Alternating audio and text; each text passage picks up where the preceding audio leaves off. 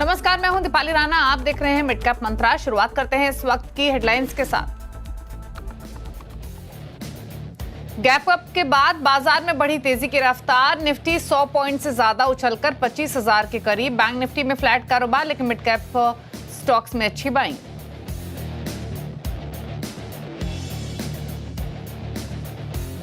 आज के big stocks और स्पॉटलाइट पड़े सटीक। जेपी मॉर्गन के बुलिश रिपोर्ट से टीसीएस करीब 3% भागा। शेयर निफ्टी का टॉप गेनर। वहीं सुमितोमो मित्सुई को हिस्सा खरीद की मंजूरी से यस बैंक करीब 1.5% ऊपर। साथ ही हीरो मोटो की चाल बढ़ी। उधर 52 हफ्तों की ऊंचाई पर पहुंचा स्पॉटलाइट शेयर पेटीएम।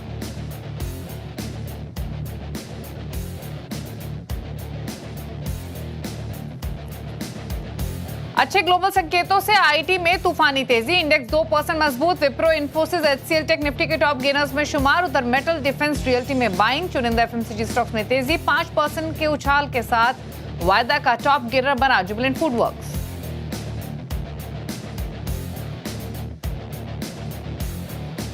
$70,000 करोड़ रुपए के प्रोजेक्ट 75 इंडिया को मंजूरी से मैसगांव डॉक में रौनक। शेयर करीब 2% ऊपर। नौसेना के लिए 76 हेलीकॉप्टर खरीदने की तैयारी में एचएएल भी मजबूत। आज के बिग स्टॉक्स में मैसगांव पर हुआ था सटीक एनालिसिस।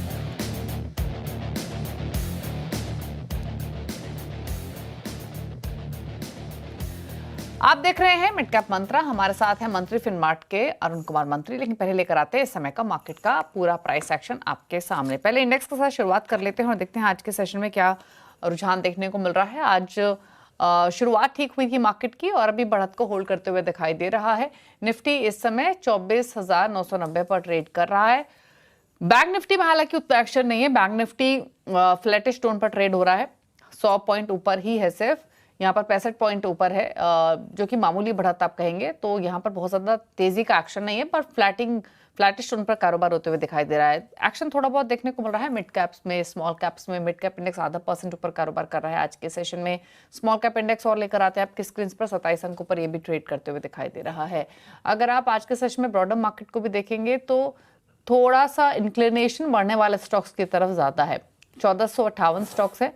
गिरने वाले स्टॉक्स 1310 के आसपास है। इंटरेस्टिंग ये है कि जो गैप रहा है बढ़ने गिरने वाले स्टॉक्स के बीच में, वो ओपनिंग से लेकर अगर अब तक कंपेयर करेंगे तो वो कम हुआ है।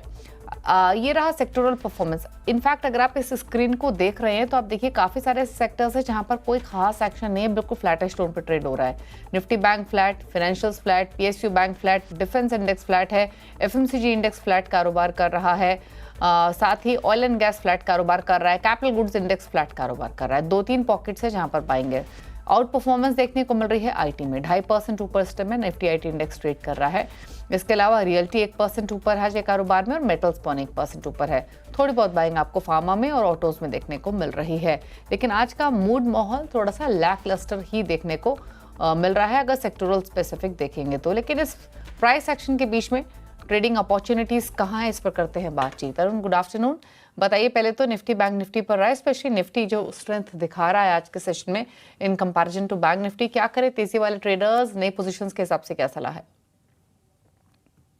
देखिए, गुड आफ्टरनून दीपाली जी। ओवरऑल मोमेंटम थोड़ा आप कह सकते हैं पॉजिटिव साइड नजर आ रहा है। जहां तक निफ्टी की बात है, 25,000 का लेवल निकलना काफी क्रूशियल रहेगा।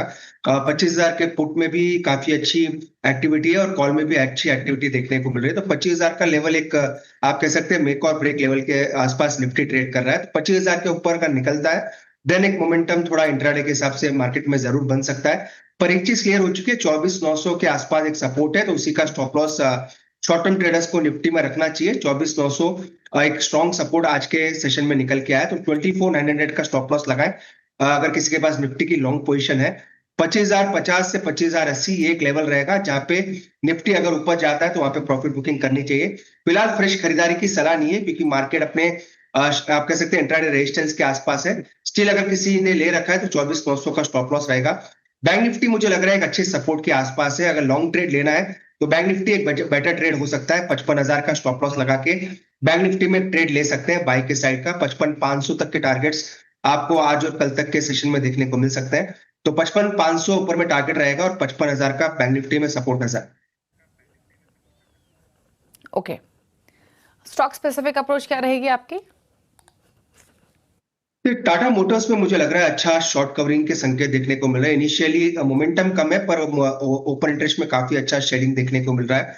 तो 688 के आसपास टाटा मोटर्स को बाय करने की सलाह है। 680 का स्टॉप लॉस रहेगा और 705 तक के टारगेट्स टाटा मोटर में देखने को मिल सकते हैं।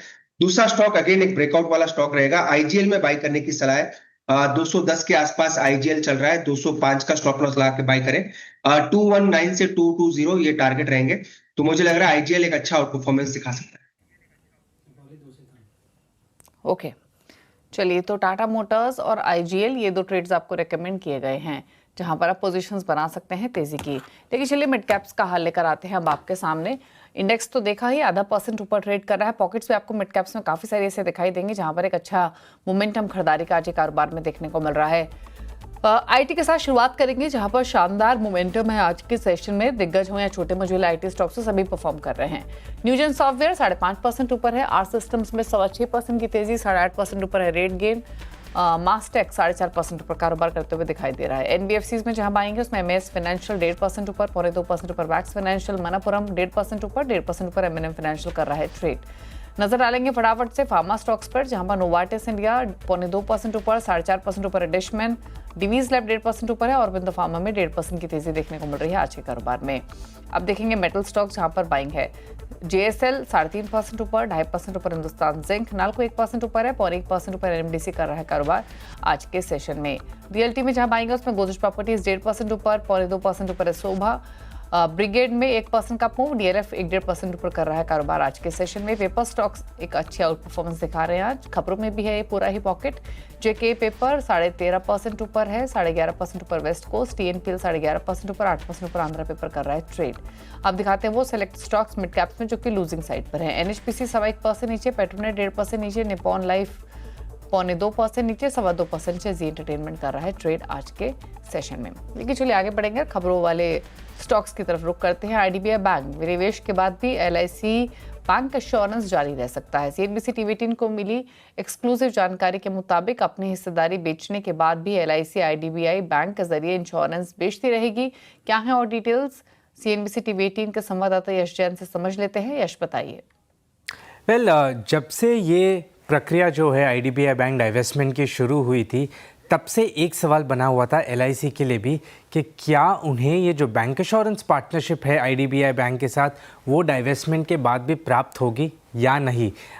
सरकार को भी उन्होंने ये बैंक एश्योरेंस पार्टनरशिप जारी रखने के लिए कहा था और अभी हमें अपने सूत्रों से पता चला है कि ये डाइवेस्टमेंट प्रोसेस समाप्त होने के बाद भी, यानी कि एलआईसी अगर अपना स्टेक डाइवेस्ट आईडीबीआई बैंक में करता भी है, फिर भी ये जो बैंक एश्योरेंस पार्टनरशिप है एलआईसी और आईडीबीआई बैंक के बीच में वो जारी रह सकती है। ये पहले ट्रांच का ही नहीं, जहाँ पे पहले ट्रांच में टोटल 60% हिस्सा बेचा जा रहा है आईडीबीआई बैंक में, सरकार तकरीबन 30% हिस्सा बेचेगी, एलआईसी तकरीबन 30% हिस्सा बेचेगी।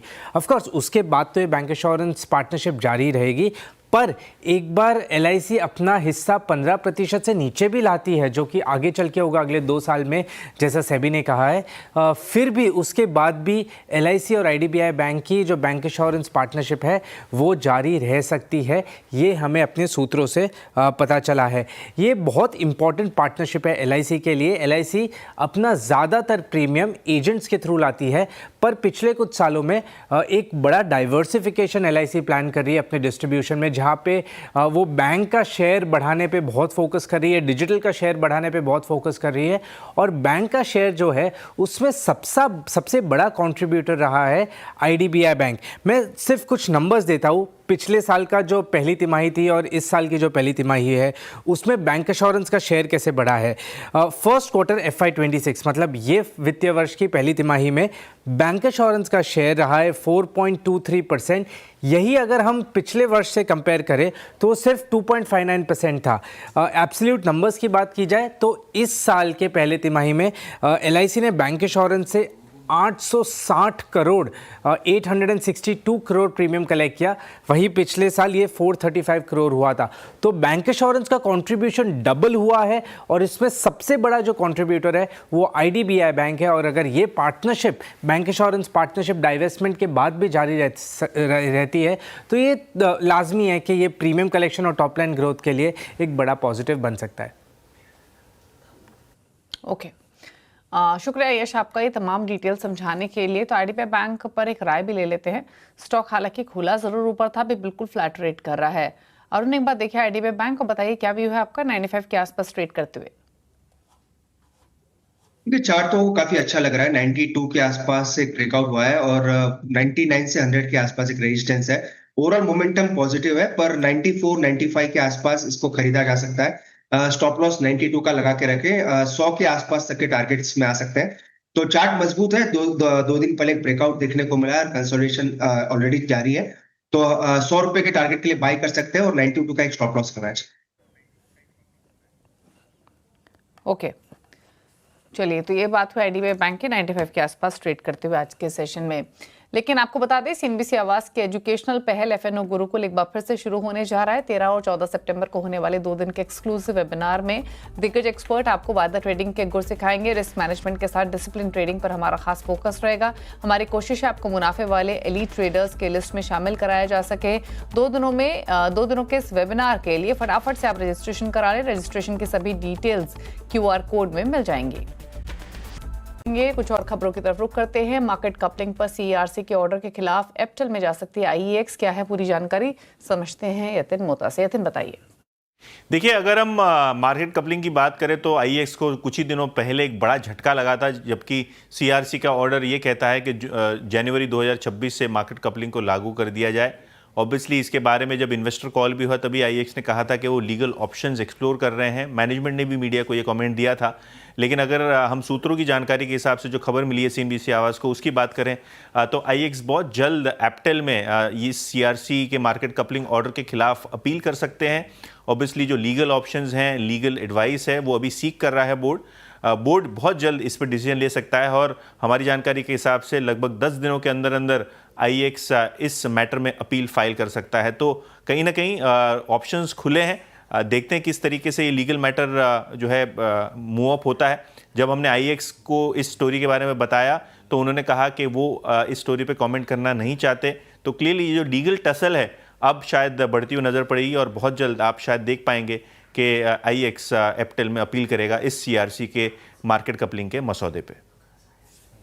ओके, और इनफैक्ट IEX एक ऐसा स्टॉक रहा है जिससे लेकर कुछ साल पहले तक काफ़ी यूफोरिया था और उसके बाद एक कांस्टेंट अंडर परफॉर्मर रहा है और 144 पर अभी ट्रेड करते हुए, लेकिन आज 0.5% ऊपर ट्रेड कर रहा है। एक टेक चेक ले लेते हैं। अरुण बताइए IEX पर आपकी राय।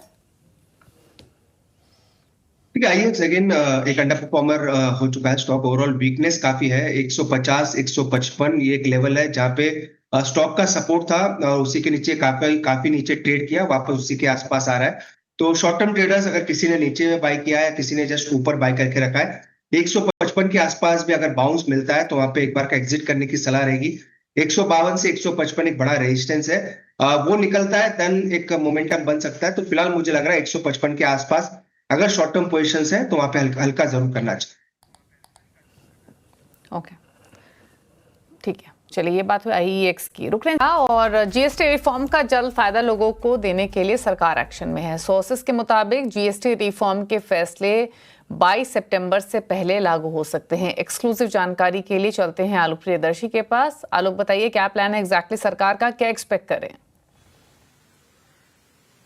बिल्कुल, देखिए, जिस तरह से 3 और 4 सितंबर को GST काउंसिल की बैठक है, लेकिन जो हमें सूत्र बता रहे हैं कि वित्त मंत्रालय की तरफ से तैयारी पूरी की जा रही है, जल्दी तैयारी की जा रही है कि जो भी GST इम्प्लीमेंटेशन से जो आम लोगों को फायदा होने वाला है, स्लैब के रेट जो कम होने वाले हैं, जो 2 स्लैब आने वाले हैं 5% और 18%, उसका फायदा और कीमतों में कटौती का फायदा जल्द से जल्द दिया जाए। लिहाजा कोशिश ये चल रही है कि 22 सितंबर से पहले ये सारे फैसले लागू हो जाएं और कुछ जो बड़े फैसले हैं वो सभी फैसले 22 सितंबर से पहले लागू हो जाएं, ताकि जो एक मेन फेस्टिवल सीजन शुरू हो उसके पहले ये जमीन पर उतर जाए, ताकि लोगों को जो खरीदारी करने का जो प्लान जिन्होंने रोक रखा है वो कर सके, क्योंकि आपने देखा होगा कि बहुत सारे सेक्टर में इस वजह से एक तरह से डिमांड में कमी आई थी, क्योंकि लोग इंतजार कर रहे थे कि जब जीएसटी काउंसिल का फैसला आएगा और जब ये इम्प्लीमेंट होगा उसके बाद ही वो अपनी खरीदारी करेंगे। खासतौर से कार सेल्स में ऐसा देखा गया था और कार के डीलर्स ने भी ये बात मांग करी थी कि इसकी वजह से जो कार सेल्स है वो हैम्पर हो रहा है, वो उसमें दिक्कतें आ रही हैं। लिहाजा जो हमें सूत्र बता रहे हैं कि सरकार की तरफ से ये तैयारी पूरी है कि इसको नवरात्र से पहले इंप्लीमेंट कर दी जाए। 22 तारीख को नवरात्र का पहला दिन शुरू हो रहा है, लिहाजा 22 तारीख या 22 तारीख से पहले सभी फैसलों को लागू कर दिया जाए, ज्यादातर फैसलों को लागू किया जाए, ताकि लोगों को जो रेट कटौती का फायदा है वो तत्काल मिल सके। ओके, चलिए शुक्रिया आपका आलोक की डिटेल्स बताने के लिए। तो इम्पोर्टेंट है मीटिंग का स्केड्यूल आगे क्या रहेगा, क्या एक्सपेक्ट करना चाहिए, वो तमाम बातें यहाँ पर आलोक ने बताई। लेकिन चलिए आगे बढ़ेंगे, क्लैंड भवन का अपडेट आपके सामने लेकर आएंगे और साथ ही साथ अगले शो में मैनेजमेंट से भी हमारे साथ बातचीत होगी। ब्रेक के उस पार इनफैक्ट आप न्यूयॉर्क कंपनी देख सकेंगे, जहां हम रियलटेल कॉर्पोरेशन के चेयरमैन और मैनेजिंग डायरेक्टर संजय कुमार से करेंगे बातचीत एक छोटे से ब्रेक के बाद। तो एक ब्रेक के बाद अब देखिए न्यूयॉर्क कंपनी। इसी के साथ मिड कैप मंत्रा में तो इतना ही। नमस्कार।